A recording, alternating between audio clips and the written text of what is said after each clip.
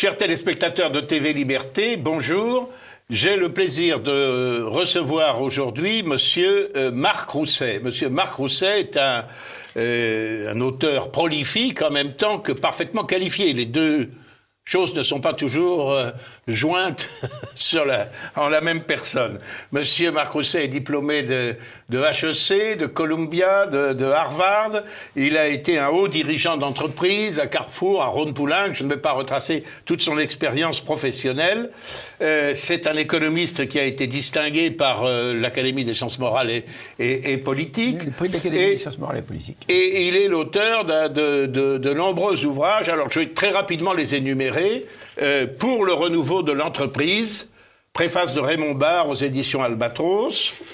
La Nouvelle Europe de Charlemagne, préface d'Alain Perfit aux éditions Economica. Les Euro-Ricains, qui en sont, je suppose, le contrepoint du précédent. Exactement. Je suppose. Préfacé par Yvon Gattaz. Voilà, préfacé par Yvon Gattaz.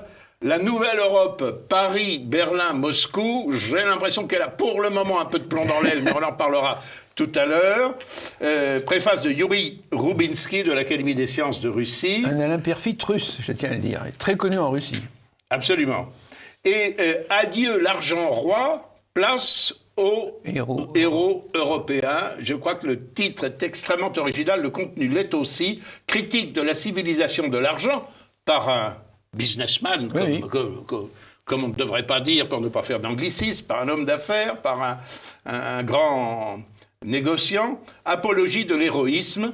Et enfin, le dernier ouvrage, celui qui nous retient plus particulièrement aujourd'hui, Comment sauver la France. Alors, M. Rousset a prévu une affichette et une nouvelle couverture un peu plus visible, c'est donc celle que je vous montre, Comment sauver la France pour une Europe des nations avec la Russie. Bon.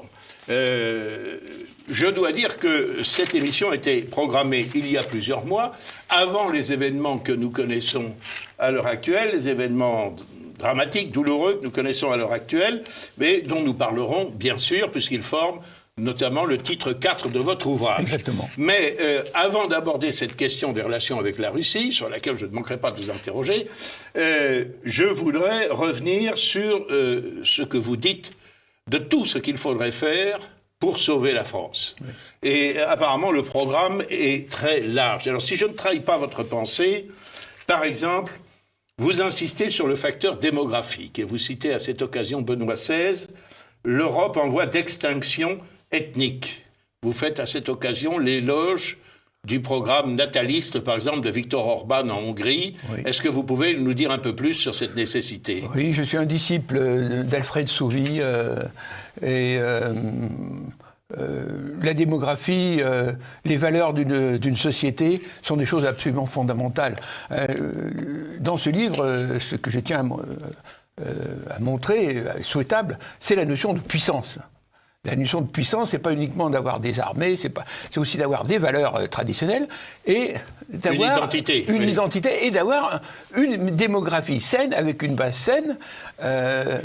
Et donc la démographie, c'est une chose absolument fondamentale. Donc je suis comme Viktor Orban, comme tous les la plupart des grands patriotes d'ailleurs, qu'ils soient dans l'Europe de l'Ouest ou même Poutine, qui a développé une politique familiale très poussée.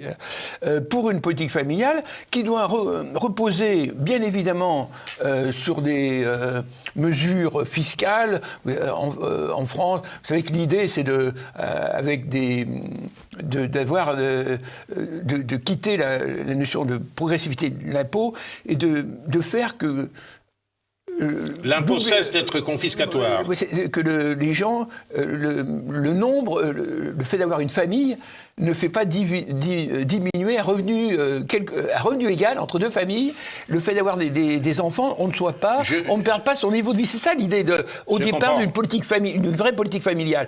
Or actuellement, on en fait une politique d'assistance aux familles peu aisées. Donc aider les familles de faibles revenus qui élèvent des enfants et ne pas vouloir aider les classes moyennes ce n'est plus une politique familiale, ce qu'avait très bien compris d'ailleurs le général de Gaulle. Oui. Voilà. Donc ça passe et non seulement par des mesures fiscales, alors il y a Viktor Orban, on peut donner des prêts pour les familles, on peut avec des voitures, on peut même en Russie, vous avez des loteries où lorsqu'on a le 3e, 4e enfant, on touche une voiture. Mais c'est aussi... Et c'est ça qui est encore tout aussi important, c'est de s'attaquer aux racines même, aux valeurs, et de redonner une société. De redonner une importance à la famille, qui est la base même d'une société. Oui. Or, actuellement, on s'attaque à la famille, oui. et c'est une des raisons de notre décadence. Oui. Et ça ne date pas d'hier, parce que vous citez le général de Gaulle, mais moi j'ai souvenir, quand j'étais jeune député en 86, par exemple, d'un amendement...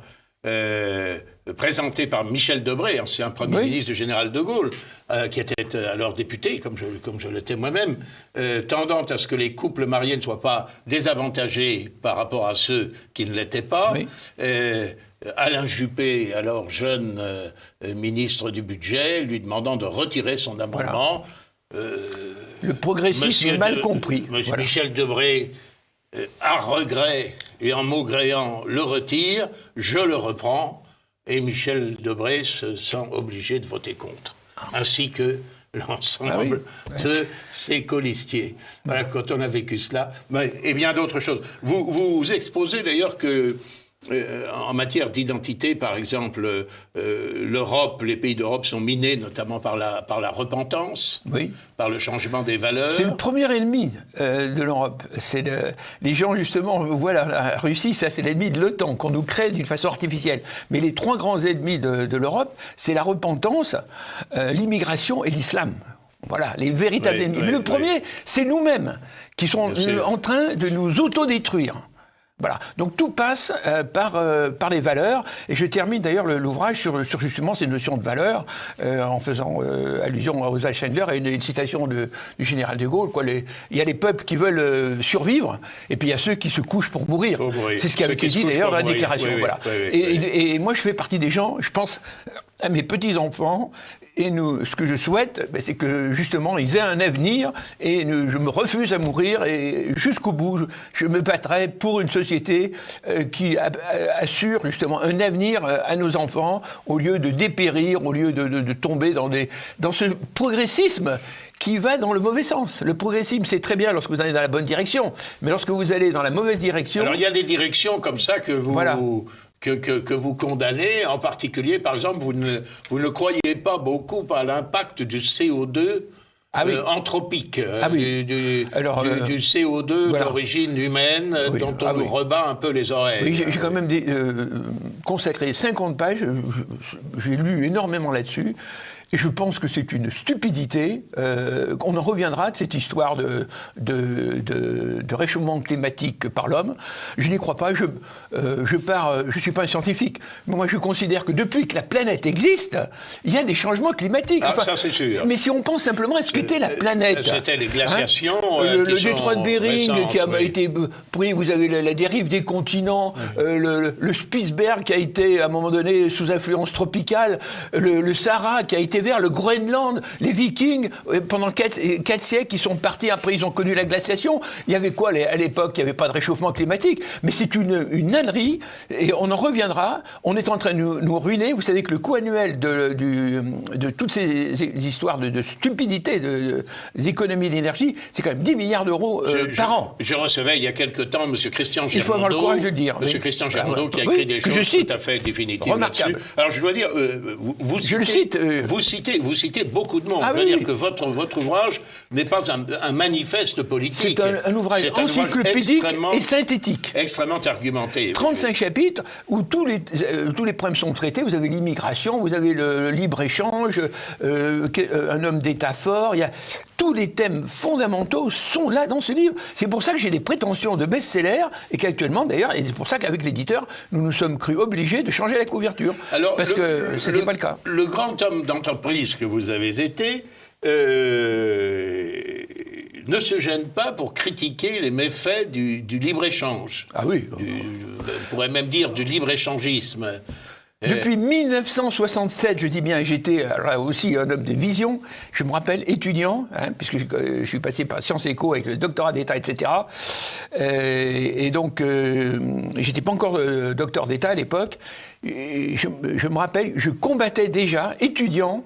Je sentais que ce libre-échange, c'était du trompe-couillon, comme on dit, quoi. C'est-à-dire que je sentais bien que c'était très joli de vouloir échanger, mais il fallait que les deux échangent. Or, actuellement, c'est de l'échange à sens unique, c'est-à-dire qu'on délocalise, et puis en contrepartie, qu'est-ce qu'on a ? On a du chômage dans nos pays. Absolument. Voilà, donc c'est... Et alors, là, vous citez... L'histoire de Ricardo, on échangeait au moins du vin du Portugal contre des draps anglais. Oui. Tandis que maintenant, on échange quoi ? Rien du tout. On délocalise, on crée du chômage. Et le résultat, c'est que, en plus, vous avez la notion de dépendance stratégique, donc c'est une monstruosité. Oui. Ouais. Vous citez en particulier et là j'ai été vraiment stupéfait moi aussi de vous lire une citation de Latour du Pin, grand auteur, économiste de 1880. Un petit génie. De 1880. Écoutez, je ne résiste pas au plaisir de vous citer, je ne peux pas tout citer.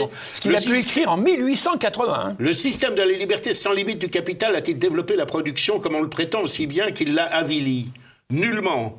Il l'a laissé dépérir sur le sol national en émigrant lui-même, là où se trouvait la main-d'œuvre, à meilleur marché. En 1880. Les conséquences du système liées à la multiplicité des voies de communication seront de ne plus pourvoir le marché que par les produits des populations les plus misérables. Voilà. Le coulis chinois deviendra le meilleur ouvrier des deux mondes parce qu'il n'aura d'autres besoins que ceux de la bête. On pourrait dire, soyons gentils pour le coulis chinois, le malheureux, d'autres besoins que les besoins vitaux. Voilà.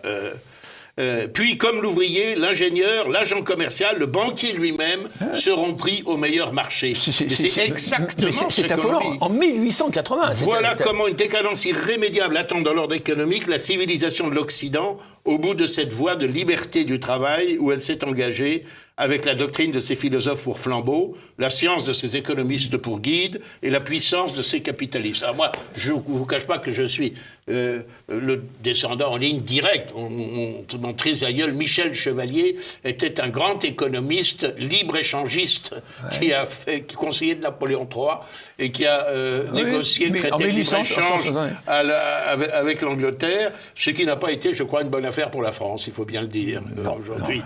Voilà. Mais je suis frappé de ce texte. Il y a Ulysse Grant aussi, qui était le président des États-Unis, qui a fait des déclarations, que je cite, qui étaient aussi prémonitoires. Oui. Et il dirait, vous verrez un jour que nous, parce qu'il n'y a pas eu de pays plus protectionniste au monde que les États-Unis. Voilà.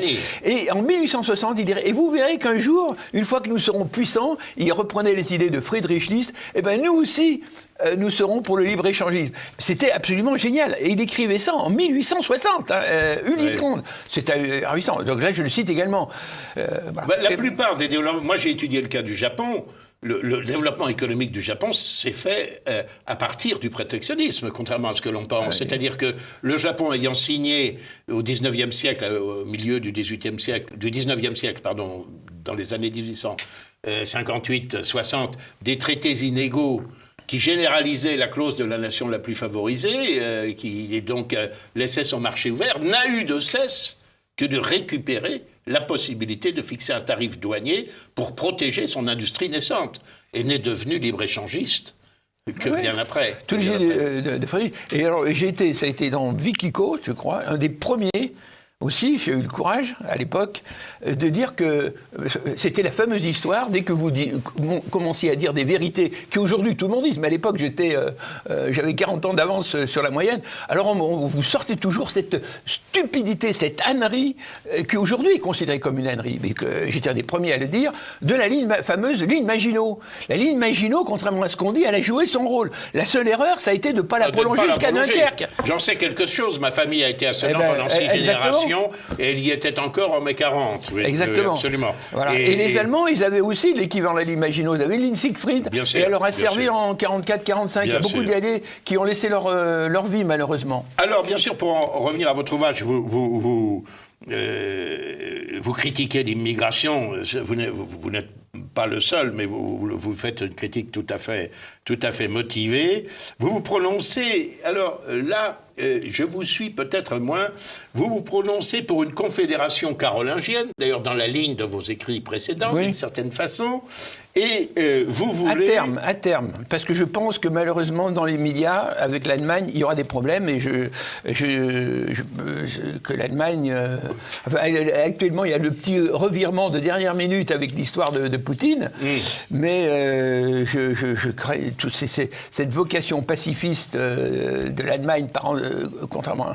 Je voyais difficilement la France et l'Allemagne réussir à se rapprocher, et les Allemands tirant trop la couverture à eux. Précisément. Et alors, justement, vous avez une critique sévère, mais à mon sens, puisque j'ai vécu cela comme parlementaire pendant 30 ans... sur le terrain. Sur le terrain, très juste, oui, avec un poste d'observation privilégié. Une critique très justifiée de l'évolution de l'Union européenne vers un super-État bureaucratique, impuissant, négateur des identités particulières des nations. Et d'ailleurs, le titre de votre livre l'indique bien, pour une Europe des nations. Pour une Europe des nations. On aurait pu ajouter pour une Europe puissante des nations. Parce que c'est ça l'idée. J'ai pas voulu parce que ça faisait trop de concepts. Oui. Mais en fait, pour Europe des nations, pour trouver la puissance. Parce qu'actuellement, les États-Unis d'Europe nous amènent l'impuissance. C'est ça qu'il faut qu'on comprenne. Oui, mais alors, l'UE nous amène l'impuissance. Oui, mais alors justement, c'est là que moi j'ai un problème avec cela, parce que vous êtes donc d'une part en faveur de l'Europe des nations, mais d'autre part en faveur d'une Europe puissance. Oui. Vous citez Carl Schmitt, etc. Bon, n'y a-t-il pas une contradiction ? Non. Je veux dire, parce que selon moi, une Europe puissance en tant qu'elle-même, ça suppose qu'elle soit coercitive. Non. Et si elle est coercitive, elle ne peut pas être respectueuse de la liberté de chaque nation. Alors justement, il faut éviter la balkanisation, mais il faut que chaque État trouve la puissance par ses valeurs sociétales, fasse tout ce qu'elle peut sur le plan militaire avec ses propres moyens, et elle trouve le surplus de puissance par la coopération. Et c'est en faisant des projets qui nous amènent un surplus de puissance ou faire des choses que nous ne sommes pas capables de réaliser par nous-mêmes, comme par exemple les problèmes spatiaux. Mais il faut... comme le projet Galileo, des choses comme ça. En revenir toujours à l'idée, le général qui avait toujours cette vision du plan Fouché, n'est-ce pas ? C'est-à-dire, il ne faut pas qu'il y ait une Union européenne qui veuille commander, la Commission doit devenir un secrétariat, il faut que le Conseil de l'Europe soit le seul élément déterminant, et que la Commission européenne devient un secrétariat d'exécution. Et non un gouvernement. Eh bien oui, bien sûr. Oui, mais ça va être difficile de gérer une Europe puissance dans ces conditions-là. Non, mais c'est pas une Europe, c'est trouver la puissance. L'Europe n'a jamais été aussi puissante, même si elle était impérialiste, que lorsqu'elle est allée à Pékin, même si ça a choqué à juste titre sur Victor Hugo sur le plan moral. On est allé foutre la tripotée aux Chinois. Alors je reconnais que c'était le côté négatif de l'impérialisme, et Victor Hugo l'a dit d'une façon. Mais c'était vraiment un bel exemple d'Europe puissante.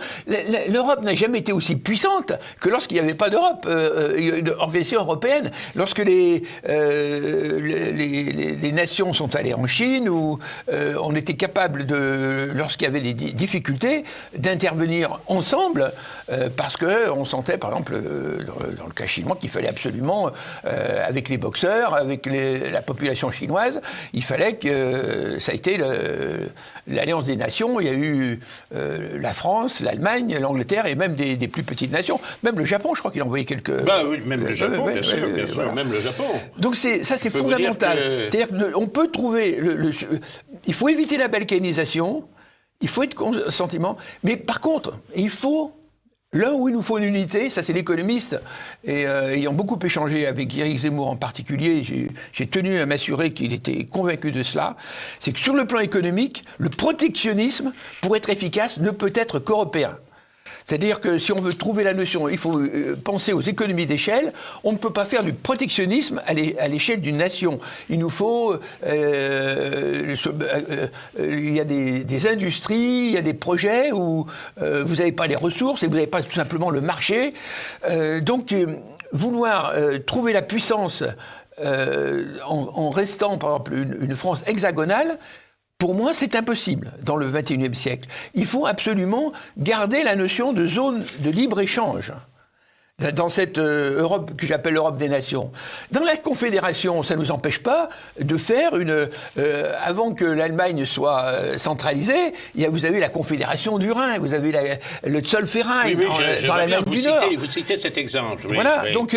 mais l'évolution de l'unité allemande a fait disparaître progressivement les particularismes bavarois. Oui, mais le début de puissance est fait avec le Zollverein, qui était la notion déjà, malgré le morcellement politique, de trouver ce surplus de... Donc, si je résume, vous êtes favorable à une Europe... de projet. Moi, je suis favorable à une Europe de projet et une zone de libre-échenge, et puis un noyau dur. Mais protégé sur son pourtour bien sûr. Du dumping social que pratiquent un certain nombre de pays. Je suis un disciple, j'ai échangé de vive voix avec lui, avec Maurice Allais, puisqu'il se trouve que c'est grâce d'ailleurs à mon ami Yvon Gattaz qui m'a fait l'honneur de me préfacer. Donc j'ai pu rentrer en contact avec Maurice Allais, de son vivant. J'ai pu échanger avec cet homme et je partage ses idées. Alors qu'est-ce qu'il dit, Maurice Allais? Il faut qu'en fait on fabrique absolument tout en Europe. Il n'y a pas des produits secondaires. On doit tout fabriquer, des épingles jusqu'aux navettes spatiales. Oui, on a vu que... On ouvre à 20%. On ouvre à 20% le marché pour des questions de compétition, mais 80% des besoins doivent être fabriqués en Europe. Alors, dans certains cas, ce sera dans un seul pays, dans certains cas, ce sera dans plusieurs pays, mais il faut absolument... parce que cette paupérisation, elle vient de quoi? Elle vient qu'on perd toute la valeur ajoutée de production. Bien sûr. C'est ça le problème. J'entends bien. Alors, dans cette politique je ne dirais pas d'unification, justement, d'unité dans la diversité, ce qui est théoriquement c'est la devise de l'Europe, mais ce n'est pas tout à fait ce qu'elle pratique. Il ne faudrait pas qu'on parle l'anglo-américain, parce que... Voilà, vous évoquez... vous évoquez la politique linguistique, justement. Je suis farouche. Je me rappelle... Défenseur du français. Lorsque Alain Perfit, à l'époque, il était patron du Figaro, et j'avais écrit La Nouvelle Europe de Charlemagne, il me demandait pourquoi j'avais écrit ce livre. Et je lui ai dit qu'en partie, c'était pour défendre ma langue, n'est-ce pas? Non, alors j'aimais une idée... Très menacée en ce moment, il suffit de regarder la publicité, c'est insupportable. C'est 1% comme langue de travail. Ils mettent, pour le grand public, vous avez des affiches où on voit du français, mais le français a été complètement balayé. Je rends hommage au passage à monsieur l'ambassadeur Albert Salon, que vous connaissez. Bien sûr, je suis un ami Albert Salon, qui m'a convoqué, j'ai eu une émission avec lui sur Radio Courtoisie, et j'aimais une idée...